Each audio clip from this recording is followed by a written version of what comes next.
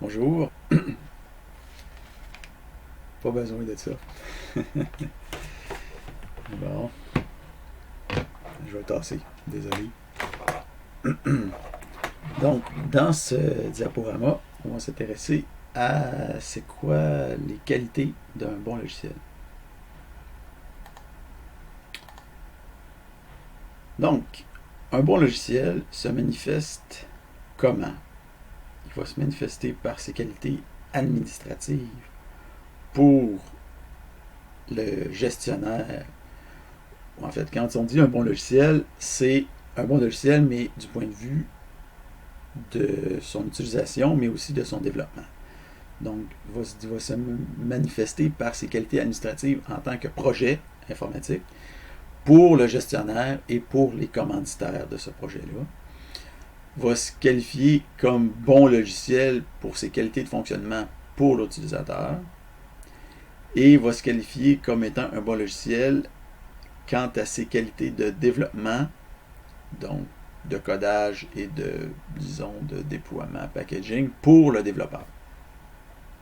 D'une certaine façon, il y a des qualités administratives, de fonctionnement, de développement, et pour trois groupes de personnes différentes, les gestionnaires et commanditaires, les utilisateurs et finalement les développeurs.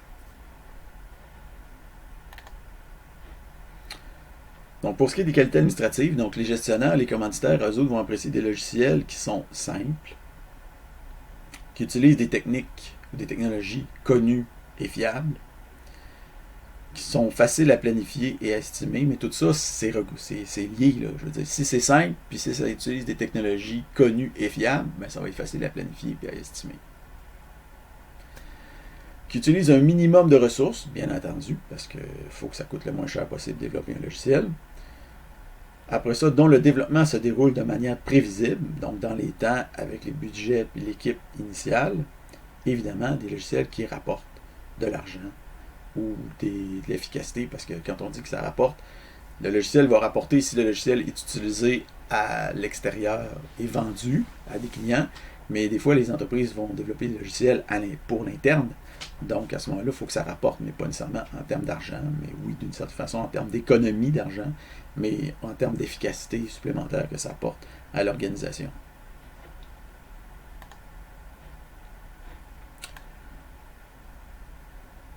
Donc, en ce qui concerne la qualité de fonctionnement, la principale qualité de fonctionnement d'un logiciel, c'est son utilité.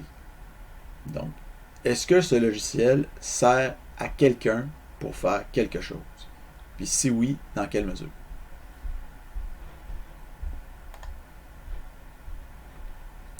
Donc, il y a deux composantes à l'utilité, on pourrait dire. On pourrait découpler deux facettes de l'utilité. Il y a une facette fonctionnalité, puis il y a une facette opérabilité. Donc, les fonctionnalités, c'est ce que le logiciel peut vous permettre de faire. Okay? Donc, par exemple, si vous utilisez Photoshop, vous pouvez faire ceci, cela, A, B et C. Okay? Vous pouvez faire trois choses, mais avec Photoshop, c'est bien plus que ça, mais vous pouvez faire trois choses. L'opérabilité, c'est comment vous le faites. Donc, si faire quelque chose, ça demande d'ouvrir 18 fenêtres, ben, c'est pas efficace. Okay? Donc, oui, vous pouvez faire cette chose-là, mais c'est chiant. Donc, l'opérabilité, c'est qu'il faut que ça soit cool, faire quelque chose. Il faut que ça soit vite, il faut que ça se fasse bien, puis il faut que ça soit pas prompt à l'erreur. Okay? Donc, l'opérabilité d'un logiciel, c'est est-ce que c'est facile d'utiliser cette fonctionnalité-là? Est-ce que ça se fait bien? Okay? Donc, les fonctionnalités, puis dans quelle mesure on peut utiliser ces fonctionnalités-là de manière intéressante. C'est deux facettes de l'utilité.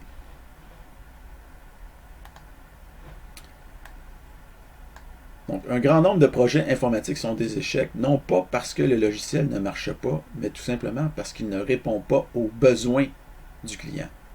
Donc, il fait tout simplement pas ce que l'utilisateur aurait voulu. Donc, ici, un petit dessin humoristique pour montrer ce qu'on veut dire. Donc, ici, c'est écrit qu'est-ce que le client, la façon que le client a expliqué les choses. Okay? Comment disons le project leader a compris ce que le client voulait. comment l'analyste, donc la personne qui a pris les besoins, puis après ça qui a designé un système, comment l'analyste, lui, l'a conçu. Après ça, comment les programmeurs l'ont écrit, là, c'est un peu exagéré. Comme si les programmeurs faisaient toujours de la scrap, mais bon, c'est pas vrai. Et après ça, qu'est-ce que le client voulait finalement en réalité? OK, il voulait juste un pneu suspendu par une corde. Donc, même le client lui-même n'était pas capable de dire précisément ce qu'il voulait. Donc ça peut peut-être vous surprendre. Comment ça se fait que le client n'est pas capable d'expliquer ce qu'il veut? Mais en réalité, en informatique, ça arrive souvent que le client n'est pas capable d'expliquer ce qu'il veut. Ou on pourrait dire autrement, comme nous, on n'est pas capable de comprendre exactement ce qu'il veut. Mais on peut carrément dire que le gouvernement, pas le gouvernement, petit lapsus, mais que le client ne sait pas vraiment ce qu'il veut. Okay. Donc oui, des fois, le client sait exactement ce qu'il veut, mais souvent, il y a une vague idée de ce qu'il veut. Okay. Ou son idée n'est pas tout à fait adaptée à la réalité. Donc, un logiciel est utile s'il propose des fonctionnalités qui sont en adéquation avec les besoins du client. Donc, une utilité, c'est fonctionnalité et opérabilité. Donc, l'opérabilité, je l'avais dit ici, là, l'opérabilité. En anglais, opérabilité, c'est en fait usability. Okay, donc, on peut le traduire en français par opérabilité ou exploitabilité. Donc, usabilité, je trouve que ça fait pas super. Donc, en anglais, usability.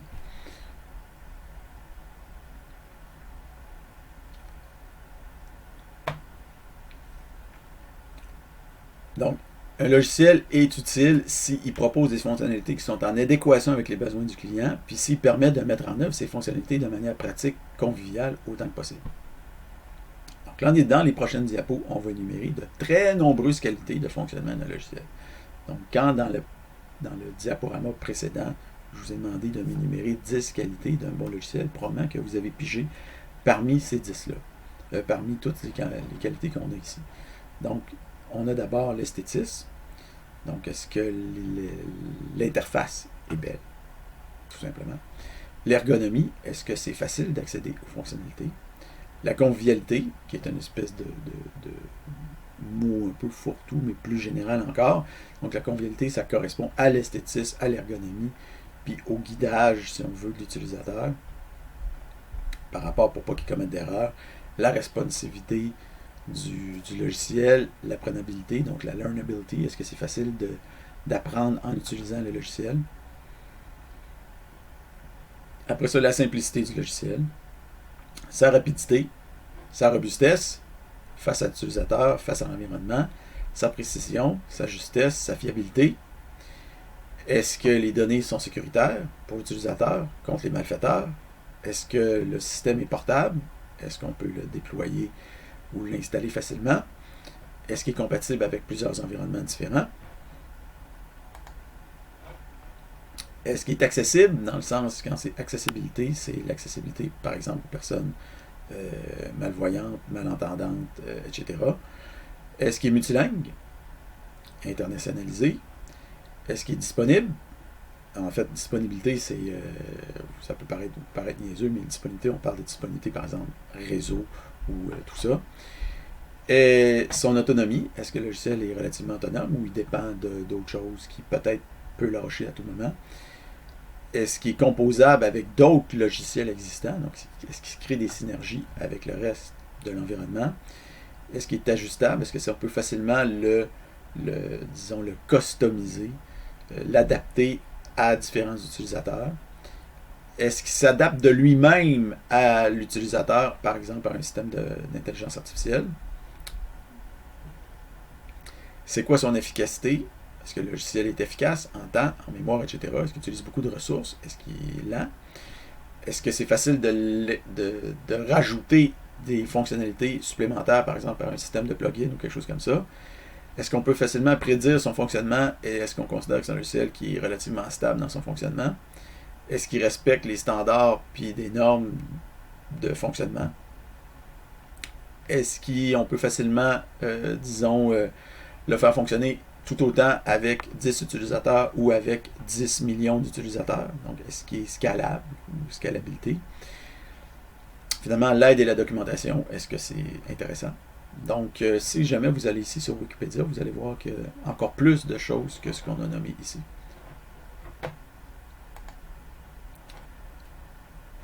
Maintenant, en ce qui concerne les qualités souhaitables du codage, donc on ne parle pas ici du fonctionnement du logiciel, mais tout simplement de son codage, pour les développeurs. Donc, est-ce qu'il est simple à coder? Est-ce qu'il est facile à maintenir? Est-ce qu'on peut facilement étendre le code, rajouter des nouvelles choses? Est-ce que la conception et l'architecture sont bien faites? Est-ce que ce qui rend évidemment plus maintenable et plus extensible? Est-ce que les normes et les standards sont assez uniformes et respectés? Est-ce qu'on utilise un seul langage de développement ou un seul framework pour le développer, ou on utilise plusieurs frameworks et plusieurs langages? Donc c'est sûr que plus qu'on utilise de frameworks et de langages, plus ça devient compliqué. Donc le monolinguisme, dans ce genre d'environnement-là, c'est important. La modularité. Donc, évidemment, le monolinguisme est impossible dans certains types de projets et c'est de moins en moins possible en réalité. Donc, si vous faites un projet web, vous n'allez pas pouvoir utiliser juste un langage. Bon, en fait, certaines plateformes peut-être vont vous permettre de faire ça, mais en réalité, souvent, vous allez avoir besoin de connaître du CSS, HTML, plus un langage de programmation, JavaScript, plus d'autres choses. Donc, c'est difficile de faire du web en connaissant un seul environnement, un seul framework ou un seul langage. Est-ce que le logiciel est modulaire? Est-ce qu'on peut facilement le découper en grands morceaux? Est-ce qu'il y a un faible couplage qui fait en sorte que ces morceaux-là, dans le fond, sont assez indépendants les uns des autres? Est-ce que le logiciel est testable? Puis est-ce qu'il a été testé? Est-ce qu'il y a une bonne couverture de test? Est-ce qu'il est sécurisé au niveau de son code source? Est-ce que le code source est bien sécuritaire? Est-ce qu'il est mis en... est-ce qu'on a utilisé un système de versionnage du code source? L'environnement de développement, est-ce qu'il est facilitant? Est-ce qu'il y a des bibliothèques disponibles et des frameworks qui sont fiables? Est-ce que notre logiciel, on le base sur des pieds d'argile ou un colosse au pied d'argile, ou on le base sur du solide? Est-ce qu'on a respecté les principes de bonne programmation, par exemple des design patterns, des idiomes courants ou du clean coding, du dry, etc.? Est-ce que le code est bien commenté et documenté? Donc, dans la mesure du possible, il faut toujours privilégier la solution la plus simple à un problème. Et ça, bien entendu, c'est le fameux principe KISS, qui chapeaute, disons, à peu près l'ensemble du développement informatique. Donc, une petite question pour vous. Quels sont les logiciels les plus simples à programmer?